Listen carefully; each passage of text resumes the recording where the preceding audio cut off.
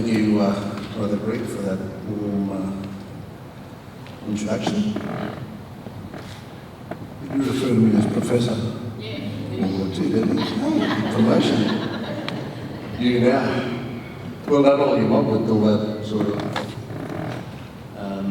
academic titles now. Great to see professors and associate professors and adjunct professors and doctors and all that sort of stuff. It's great. We're growing our mob, and we're going to be, and I'm confident now that we're already on equal par with some of our colleagues in the other sectors and industries where we're actually able to compete and argue our points and put our key messages across. So it's really hard. Somebody mentioned, feeling empowered. I was here yesterday and looked around the room and heard a few of the speeches, and I must say that I was empowered, felt empowered and feeling really positive about the future, because I think, and I've said this in other forums, I'm really confident that our future is in really, really good hands. When I look around and I attend a lot of meetings and forums nationally, and the talent and the expertise and the leadership that we have now amongst the family, the Indigenous family, the First Nations family in this country is just so solid, really solid. Before I start, I'd like to begin by acknowledging the traditional owners in whose land we gather upon today, the Larrakia people, and to honour their leaders past, present and emerging. As Greg said, my name is John Patterson. I'm the Chief Executive Officer of the Aboriginal Medical Services Alliance Northern Territory, or more commonly known as AMSAN. And AMSAN is the big body for Aboriginal Community Controlled Health Services, or otherwise referred to as ACHS, in the Northern Territory, and we are an affiliate of the National Aboriginal Community Controlled Organisation, otherwise known and referred to as NACCHO. We provide a range of support to our members, including workforce, public health, policy, digital health, continuous quality improvements, trauma-informed care, and much more. I'd like to thank the Indigenous Allied Health Association for inviting me to present this morning at this important conference. I'd also like to acknowledge my colleague, Donna Archie, who gave an inspiring keynote speech yesterday. In her presentation, Donna outlined the characteristics and importance of the comprehensive model of primary health care delivered through our Aboriginal Community Controlled Health Services, so I won't go over the same ground today. Instead, I'd like to focus on the importance of collaboration and partnerships that in many ways have come to define the way we work in Aboriginal health, and also to reflect on the role of leadership that is so vital in supporting and expanding our Aboriginal health workforce. Can I firstly congratulate IHA on celebrating their 10 years since inception. Hopefully the first decade of many more to come, and to acknowledge their hard work across the nation to build and support quality Indigenous allied health professionals for our mob. I'd also like to acknowledge IHA CEO Donna Murray, their board and its members for the hard work you continue to do to build IHA to where it is today. We look forward to seeing where your future takes you. We know how important it is to have our own Aboriginal and Torres Strait Islander national and peak organisations to advocate for our mob. We have to be there, in the tent, at the negotiating table, making our case. And we've got to be working together. One of my other hats is as one of the governing groups of CEOs of the Aboriginal peak organisations of the Northern Territory, otherwise referred to as APONT. Along with the CEOs of the Northern Land Council and the Central Land Council, the Aboriginal peak organisations alliance was formed in 2010 to provide coordinated Aboriginal leadership in the Northern Territory in the wake of the Northern Territory intervention. Although we have also worked effectively at the national level on many other issues that are impacting on our model. APONT is a member of the National Indigenous Coalition of Peaks, within which IA is also represented as a member. The work of the Coalition of Peaks and the outcomes we are achieving in relation to a renegotiation of closing the gap is an important example of why working together in partnership is so vital to the future of Aboriginal health. This is a theme I'll return to later in my presentation. The other critical element, of course, is the frontline workers at our health service and community levels who care for our lot. I want to acknowledge and thank all the Aboriginal and Torres Strait Islander allied health professionals and students in the room today and across the nation who do such an exceptional job in their chosen fields to help make a difference in health. You are an essential part of the health system, and we thank you for your tireless efforts in everything that you do. Allied health professionals play a very important role in the health system, and our services increasingly employ a range of allied health professionals as part of providing holistic, comprehensive primary health care, such as podiatrists, diabetes educators, dietitians, optometrists, audiologists, dental workers, physiotherapists, and many other professions. Some areas have received increasing recognition and associated resourcing over recent years. For example, better understanding of issues associated with social and emotional well-being, the impact of trauma, and the need to address the tragic loss of so many of our people to suicide, has resulted in increased resourcing and employment of allied health professionals, particularly within the multidisciplinary teams of our health services. IHA's role, as is AMSAN's, is to build our Aboriginal and Torres Strait Islander health workforce that is critical to improving health outcomes. The untapped potential is huge. Collectively, the Aboriginal community-controlled health sector employs around 6,000 people nationwide, 56% whom are Aboriginal and Torres Strait Islander people. This makes us the single largest employer of Aboriginal and Torres Strait Islander people in this country. But there is still such a long way to go. One of the areas requiring attention is the need to be advocating for more allied health positions within our sector. Many Aboriginal community-controlled health services are not sufficiently funded to employ the multidisciplinary workforce required to deliver the full range of core comprehensive primary healthcare services. Expanding and increasing the resourcing of Aboriginal community-controlled comprehensive primary healthcare services is a key strategy in developing our Indigenous workforce, particularly in allied health positions. Further potential is provided by the opportunities to expand services in regional and remote areas, in aged care and through the NDIS.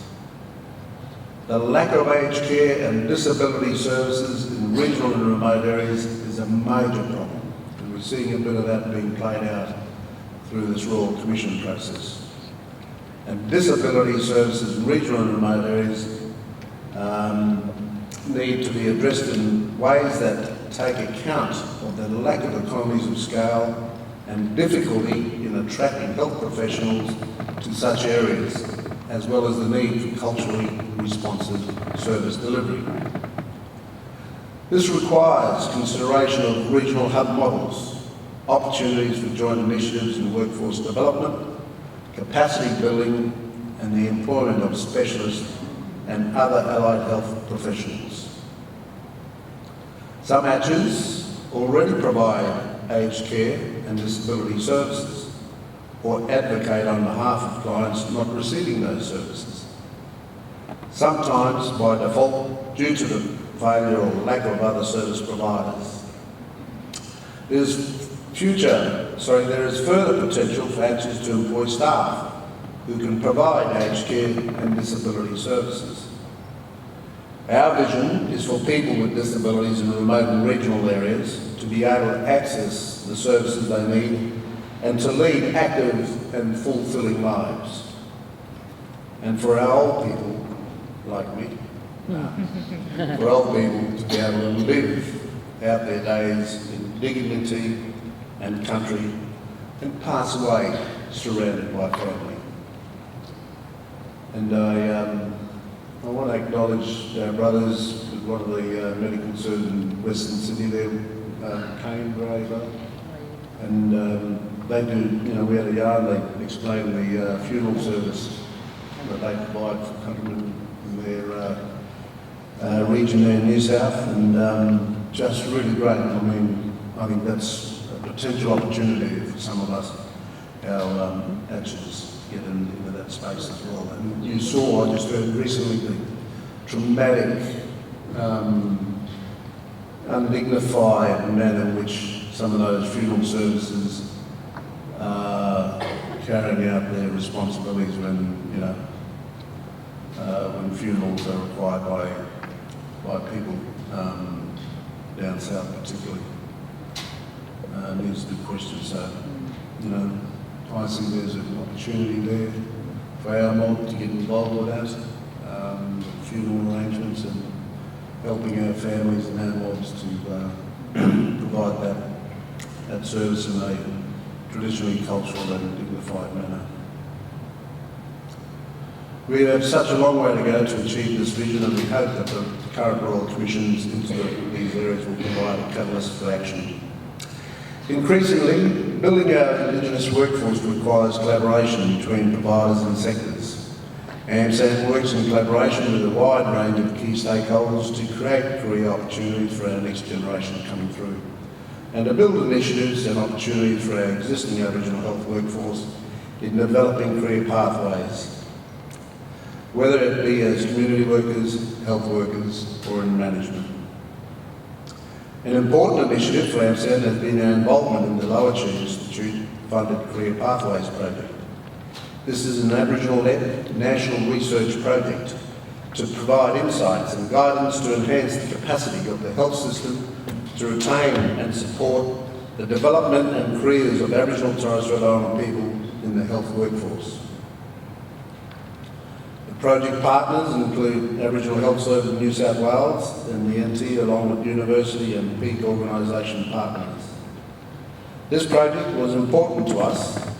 We wanted to give our Aboriginal health professionals a voice that was evidence-based, to be able to provide solutions from the ground up, and that we could advocate for local, regional and national platforms, to demonstrate with evidence where the need for investment is, and emphasise how critical our Aboriginal health workforce is to improve health outcomes for our mob. Other significant collaborations include working with the Indigenous workforce bodies such as IAR and the National Aboriginal and Torres Strait Islander Workers Association, or NATSAWA, on expanding Indigenous workforce in key areas. You may have heard yesterday that AMSAN has been working in partnership with IAR for the last 2 to 3 years to develop and implement a vet in schools pathway for high school students in Rundana. This will provide students an opportunity to gain a qualification in allied health support and consider a career in health. This has been a priority for AMSAN for many years, to source opportunities and in many health disciplines for the next generation of our kids to start a journey in health. We have known for too long here in the Northern Territory that there are simply not enough opportunities for our kids to start that journey. A journey that is supported, nurtured and led by the Aboriginal health sector. We have also successfully advocated alongside IHA and other key organisations to the Council of Australian Governments, otherwise known as COAG, at a meeting in Alice Springs for the development of an Aboriginal health workforce plan. And I understand that process has commenced, and there's consultants going around each jurisdiction seeking input from key stakeholders. The important message from this is that we can't do workforce strategy or broader health strategy, for that matter, by ourselves. Partners are vital. We need them to help bridge the gap between the too often siloed mentality of governments and funders and the reality that health is holistic and demands focus on the big picture. Partnerships enable us to work together to push the health agenda and encourage investment in the areas our communities so desperately need. This means following the evidence and advocating on it. For example, it's now commonly understood that health services only account for approximately a third of health outcomes, with the other two-thirds accounted for by the social and cultural determinants of health. Increasingly, AMSAD's partnerships have focused on health determinants, following the evidence and responding to the issues raised by our membership and the community. Our sector's model of comprehensive primary health care encourages cross-sectorial action on the social determinants. Housing has been at the forefront of community concern, with high levels of overcrowding and inadequate housing and homelessness. We know the health and well-being impacts that poor housing and homelessness causes. This includes impacts on the Aboriginal health workforce, who struggle with living in inadequate or overcrowded housing while maintaining their responsibilities to their work in health. Strong Aboriginal advocacy on housing is needed now. As a member of APONS, AMSAD has contributed to the development of a Northern Territory Aboriginal peak housing body. Aboriginal Housing Northern Territory, or otherwise referred to as AHA. The new body will provide a strong Aboriginal voice on housing, as well as a mechanism for government to engage within increasing the involvement of Aboriginal organisations in housing provision and management. I use this example to illustrate the importance of taking a role in advocating on this as a means of improving our health outcomes, as opposed to focusing exclusively on health service or disease-specific strategies. However, it also illustrates the point that I began this presentation with: the importance of Aboriginal leadership and having our own Aboriginal and Torres Strait Islander organisations to advocate for our model and to deliver services to our communities that are culturally responsive and effective. I want to return briefly to my earlier mention of closing the gap and the membership of APONT and IHA as members of the National Indigenous Coalition of Peaks. The Coalition of Peaks emerged as a result of a group of national Indigenous organisations writing to the Prime Minister in relation to the exclusion of our mob from the decision-making process for the Closing the Gap refresh. After 10 years of failed progress under Closing the Gap, we weren't about to submit to another top-down, government-imposed process on our communities. The letter sparked a meeting with the Prime Minister and subsequently negotiations with the Council of Australian Governments, or COAG, that have resulted in a formal partnership agreement on closing the gap with the Coalition of Peaks and the establishment of a joint council on closing the gap, with the Coalition of Peaks represented as council member. First time that a non-governmental body has been represented within a COAG structure. Importantly, the central ask of the Coalition of Peaks is not around new indicators, although these are important tools to get right, but for a fundamental change in the way governments work with our people, and for the full involvement of our people in shared decision-making at all levels. This includes a commitment to building, strengthening and expanding the full Aboriginal and Torres Strait Islander community control sector to deliver closing the gap services and programs. We are also calling for the new Closing the Gap strategy to be properly funded, at least matching the 10-year funding of the original Closing the Gap. Previously, my understanding was that for the previous 10 years, there's about $4.6 billion allocated.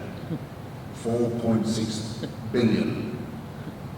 Our ask on the Joint Council is a minimum of 5 billion to start with, and then we'll look at other investments down the track as we cross those hurdles and barriers.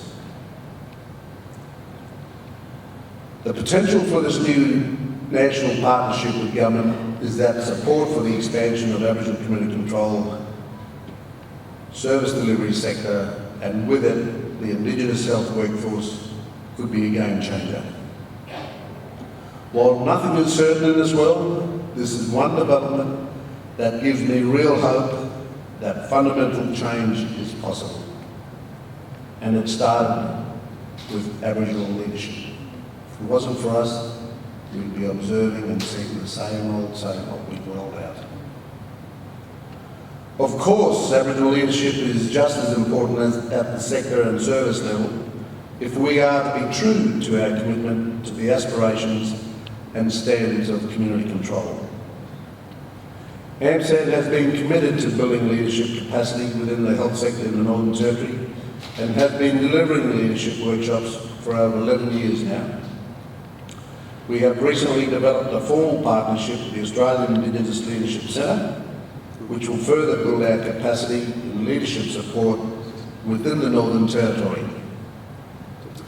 We look forward to seeing this partnership develop and deliver for our sector.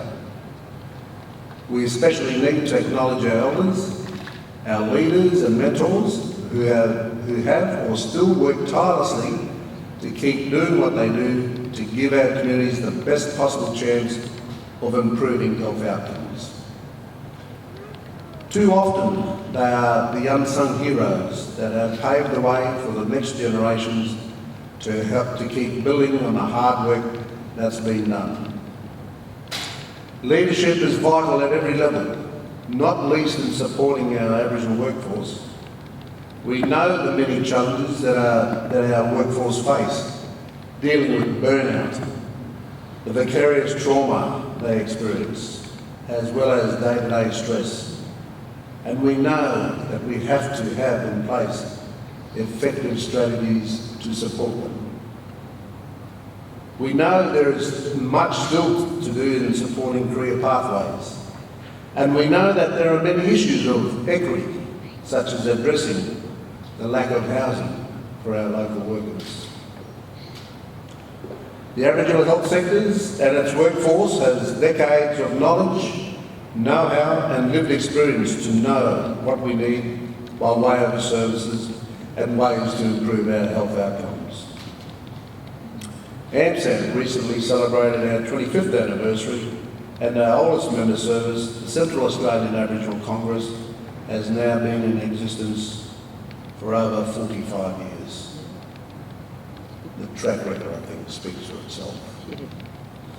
They, along with other pioneers, such as the Redfern Medical Service, paved the way for the more than 150 Aboriginal community-controlled health services that are currently working for our communities across the country.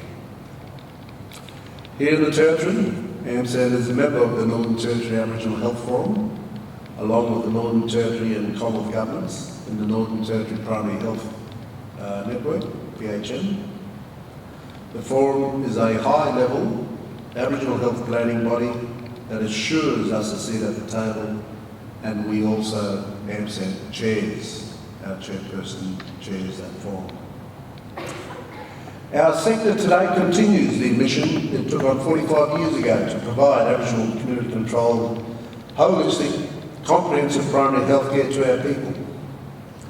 We have continued to grow our place in the health system, currently providing around 2/3 of all primary health care services to our communities. And we are supported to continue to transfer government-run services to Aboriginal community control over time. I hope that the students amongst the audience today can take encouragement from this history of our sector, that you have a secure future in Aboriginal health and that you have a welcome place in our services. Believe me, as a former bureaucrat and ATSIC Commissioner, there is much that survives the relentless changing priorities of government. That we continue to prevail is a true success story. And I hope you can take the courage to dream big as our leaders did all those years ago. Today, we have a new vision to follow, the Uluru Statement from the Heart, adopted by the First Nations National Constitutional Convention at Uluru in May 2017. Truth, treaty, voice. I might have that mixed up a little bit there, but you know what I mean. We have support as Indigenous peoples and we are persistent and patient. But keep that fire in the belly.